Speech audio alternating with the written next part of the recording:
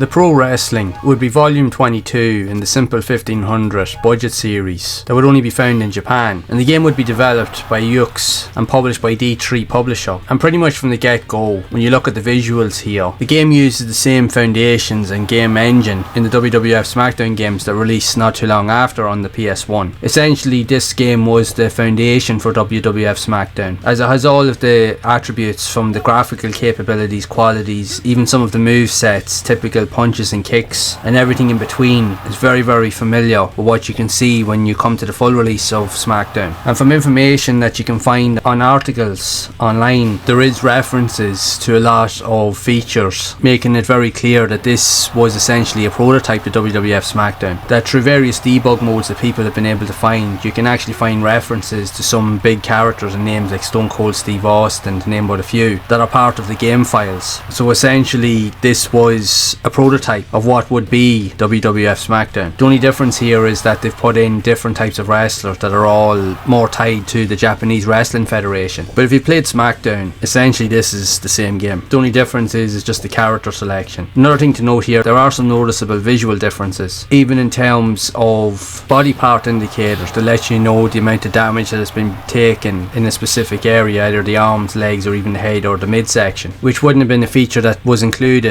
in Smackdown itself, but it's here. The characters in question have a lot of similar traits and characteristics, animations and movesets, especially when you look at the base moves and foundations with punches, kicks, drop kicks, aerial moves. There is a lot of similarities even in terms of the graphical animations with grapple moves, submissions and the like. Again, the only difference between this and Smackdown is just the characters that are displayed on the screen. Just the character models are different, that's all. But overall, what's it like to play? Well, essentially it's the same as Smackdown. It has all the movesets. It may not be as refined as what Smackdown would become in some ways, but it's still a very solid and good game. Really good fluent use of gameplay, controls, very fast paced, the animations are really good. It's easy to see why, from looking and playing these type of games here, how Smackdown 1 and 2 would become and how they would become so successful on the console, especially in its later years. But if you want to play an early rendition of what the Smackdown series would become, go and have a look at this one.